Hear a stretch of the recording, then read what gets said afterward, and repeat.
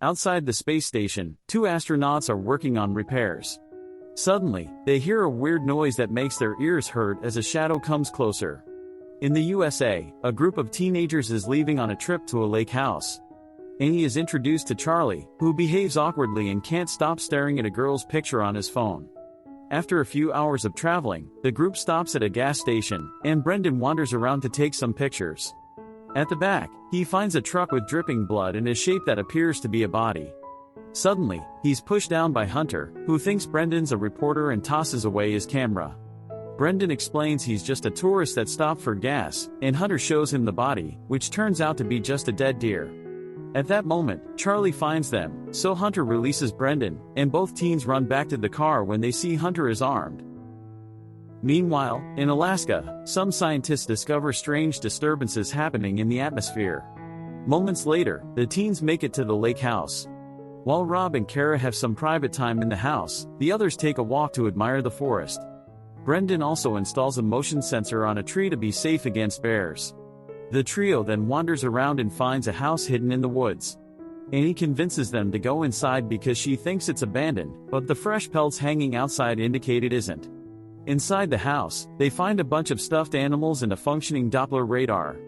Under a dusty sheet, Annie finds a military radio, only to start coughing when the dust triggers her asthma. Thankfully, she has her inhaler and quickly recovers. Then Brendan discovers some pictures on the wall that reveal the house belongs to Hunter, who used to be in the military and even worked as an astronaut. At that moment, Hunter comes back in his truck, so the teens run to hide in another room. The back door turns out to be locked, so they very carefully sneak out through the window. Hunter comes inside and sees the dusty sheet has been moved, but by the time he checks the other room, the teens are already gone. He still gets in his truck and tries going after them, however, he finds the path blocked by a tree. This allows the trio to run away and escape safely, even though Charlie trips on their way out. When they make it back to the house, they see on the news that mysterious cloud formations have been appearing all over the world. It's expanding very quickly, yet meteorologists can't understand what's happening. Brendan looks outside and notices the clouds are getting stormy in this area too. The group comes out to take a better look, and Rob notices the car battery is dead, guessing someone left the lights on. However, everyone swears they didn't. In the Blackbird military bunker, the FBI and the Army are having a meeting to discuss Project Blue Book, using files containing pictures of aliens. It originally ended in 1969, but pilots kept on reporting similar experiences since then. A prisoner called Romanovich is brought in and asked to share his story, which they didn't believe in the past. They receive a call that the visitors are approaching, and Romanovich shows the tattoos he received during the last incident, telling the soldiers those visitors can't be fought. Back in the lake house, Rob concludes that their car hood had been forced because he found a tool wedged in the frame that shorted out the battery. Charlie thinks it was Hunter, who is currently going through the forest to get some traps ready. In the evening, Annie asks Charlie about the picture on his phone. He explains that it's his former girlfriend, who died 10 months ago in a car accident. Charlie still hasn't moved on, which is why he behaves awkwardly around other girls. At Hunter's house, he continues to make preparations while hearing on TV how a conspiracy theorist swears those clouds indicate the arrival of alien life. However, a second guy sounds saner and shows some strange tattoos on his arm. At that moment, the interview is interrupted with an urgent report: a massive spacecraft has appeared in the sky. Hunter leaves his home to watch the spacecraft emerge from the stormy clouds and send pods down to Earth. Suddenly, a bright explosion of light happens and causes Hunter to have a seizure. In the bunker, the same happens to Romanovich. Once it stops, he says the aliens know he's there. In the lake house, Kara wakes up and watches another pod land on Earth. When Rob checks on her, he finds her frozen in front of the window, and she passes out as soon as he touches her. Rob screams, and the others come over as Kara wakes up normally.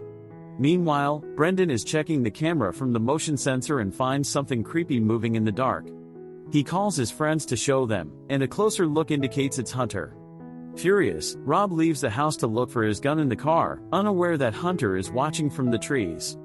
Inside, the girls try to call their parents, but there's no signal. Brendan assumes the storm has knocked out the communication relays. As Rob makes his way back, he steps on some weird goo that gets stuck on his shoe. When he looks down with his flashlight, he's shocked to see an alien hiding under the deck. He shoots his gun once before rushing back inside. However, he tells the others that the gun went off when he tripped. Then Kara looks out the window and sees a red glow among the trees, which triggers a memory. Before she can explain, they see the alien outside and everyone runs to hide while Hunter still watches from afar. Afterward, the group starts discussing how to proceed. Rob gets annoyed that Charlie is calling the shots and insults him, so Charlie throws Rob on the couch and gets ready to fight. At that moment, Kara starts feeling sick and says they're all going to die. Then they hear the sound of a window breaking, and the group checks the kitchen, where they find a red alien that floats around them before leaving. Outside, Hunter sees this. The group decides they need to leave, so Annie and Brendan go to the garage to get the charged battery. Charlie and Rob go to get Kara, only to find her gone. The red alien is now floating in the living room and moving toward a more humanoid alien like the one Brendan saw. The guys wait for the aliens to be gone before moving, and when Rob senses someone behind him, he immediately opens fire. However, he ends up shooting Kara. A desperate Rob picks Kara up and takes her to the garage with the others. He starts doing CPR, but it's too late, Kara is already dead. At first, Rob cries, but he quickly becomes cold and raises his gun as he announces they need a distraction. He tries to tell the others to run into the forest as bait, but he's distracted by a red light appearing at the window. Charlie uses the chance to jump on Rob and fight him for the gun. They throw each other all over the room as they struggle, and Charlie gets a particularly bad hit, but he quickly retaliates and knocks Rob out. Then Charlie, Brendan, and Annie leave the house, not noticing Rob waking up. The trio gets in the car and takes off, only to see Rob blocking the way. Rob jumps off, but Charlie still steers the car, and it ends up rolling down a small hill. Thankfully, everyone is fine, and when they come out, Rob approaches them, ready to shoot. At that moment, the spacecraft appears above them, and a beam of light takes Rob away. Terrified, the other three start running through the woods, but they must stop when Annie has to use her inhaler. As she catches her breath, Annie notices something weird on a branch, and the guys take a closer look, discovering a creepy hand that suddenly moves. Panicking, the trio starts running again while Hunter watches from the top of a tree. Charlie trips, causing him to roll down the hill and hit his head. Soon, Annie finds him and helps him move, hiding in a safe spot so she can take care of his wound. Brendan is still running and accidentally steps on a bear trap, screaming so loudly that Annie and Charlie run to find him. Charlie tries to open it to no avail while Annie rushes into Hunter's home, where she uses his radio to call for help. The US military tells her to wait for a rescue team at the gulch. After hanging up, she notices an alien hiding behind her and runs away. Back to Charlie, he hears a noise and grabs a branch to defend himself, but Hunter sneaks behind him and easily disarms him. Then he removes the bear trap and informs Brendan that the damage to his leg isn't too bad. At that moment, Annie comes back and tells them of the alien in the house, so Hunter moves the teens to another spot. While he moves to the side to use his flashlight, Annie secretly tells the boys that help is on the way. The flashlight effectively attracts the alien, who trips on Hunter's rope and gets caught in his trap. A laughing Hunter asks the creature if it remembers him before shooting it. Charlie realizes Hunter used them as bait and tries to punch the guy, but Hunter easily stops him with a light hit. Afterward, the teens follow Hunter to his house, where he gives Brendan an injection and makes him drink some medicine. Then he makes him bite on a stick before painfully setting his bones so he can finally bandage the leg, which causes Brendan to pass out. Charlie chats with Hunter to keep him distracted so Annie can steal the keys to his truck. However, Hunter can tell what they're doing and explains his truck isn't working anymore. Hunter says he's willing to lend them his boat, but they must wait until morning if they want to survive the trip.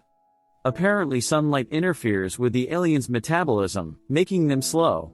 Frustrated, Charlie thinks they have no reason to listen to Hunter, who shares his story.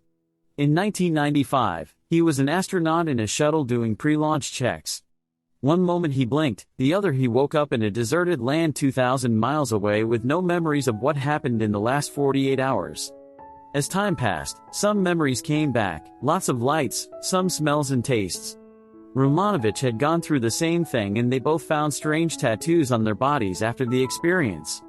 Hunter says this is how the aliens mark the humans that show promise for later upgrades and that they've been conducting test runs for the last 60 years in preparation for tonight, during which there will be a mass abduction. Charlie doesn't believe any of this, so Hunter proves it by moving objects with his mind. He only discovered this power a couple of years ago before his memories came back along with some memories that weren't his own.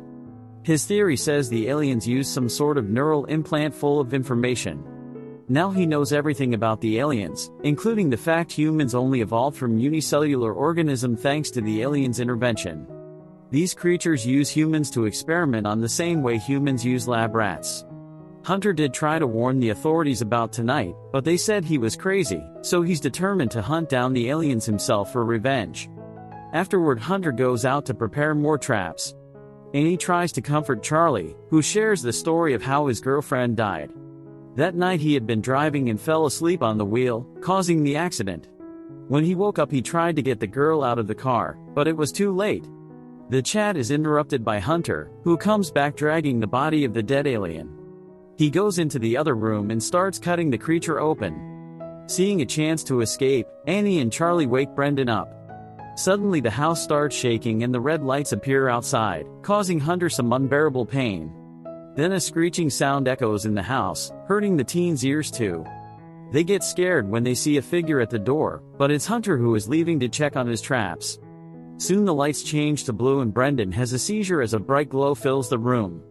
When Annie and Charlie can see again, Brendan is gone and there's a hole in the wall. At that moment the alien comes in, so Annie and Charlie hide under the bed. While the alien looks around, Charlie notices a loose plank and breaks it, allowing the duo to escape the building right before the alien lifts the mattress. Then Hunter fires at his house until the creature runs away. He says he's having fun, so he gives the teens the boat keys and tells them to leave without him. Annie and Charlie run to the lake, only for Charlie to freeze when he realizes this area is too exposed. Annie thinks he's letting the memory of his girlfriend make him a coward and decides to continue alone. She runs to the boat and when she's about to start it, she has an asthma attack that quickly gets worse because she can't find her inhaler. Charlie pushes through his fears and comes to help, since the inhaler was left in his pocket after last time. At that moment they see light in the sky and the noise makes them think it's the helicopter, but it's actually the spacecraft. A beam of blue light makes Annie freeze and starts taking her away, so Charlie clings to her to be taken too. Moments later, Charlie wakes up inside a strange pool. He breaks the tissue on the wall and looks out to discover hundreds of pools with people that are being watched over by the floating red aliens. Then he breaks the tissue on the opposite wall and discovers a tunnel, so he crawls through it to reach the another area. As he looks for Annie, he hears a voice calling his name and is shocked to discover Brendan hanging on a wall. He says the aliens fixed him because his leg doesn't hurt anymore, but when Charlie breaks the tissue covering Brendan's lower body, he discovers it's been replaced by machinery.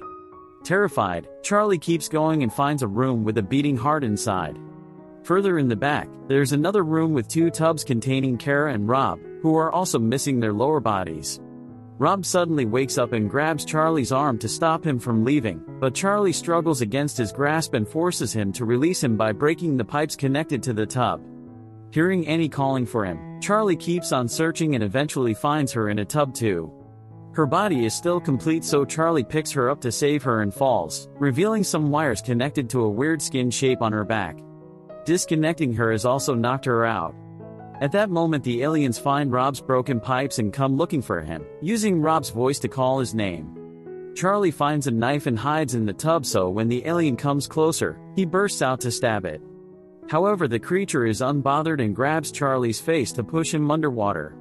Moments later, Charlie wakes up connected to an alien machine.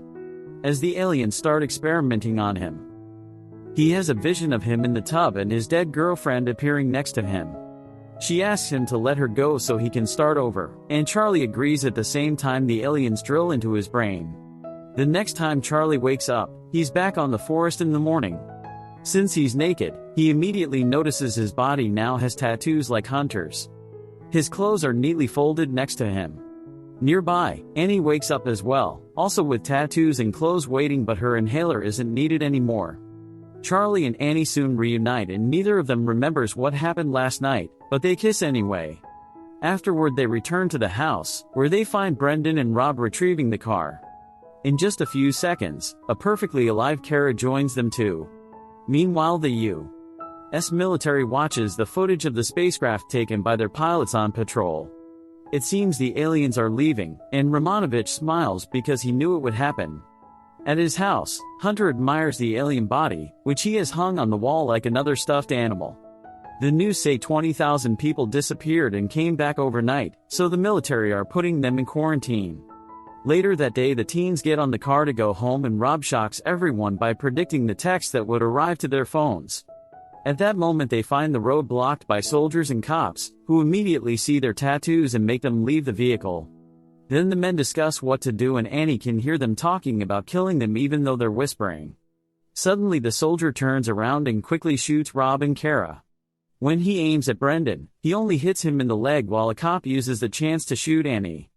Furious, Charlie activates his new power and calls the gun to his hand, opening fire on the men blocking the road. At the same time, Hunter helps him from the trees. Brendan also activates his new ability and simply disappears. Charlie shoots the soldier approaching Annie, who is still alive.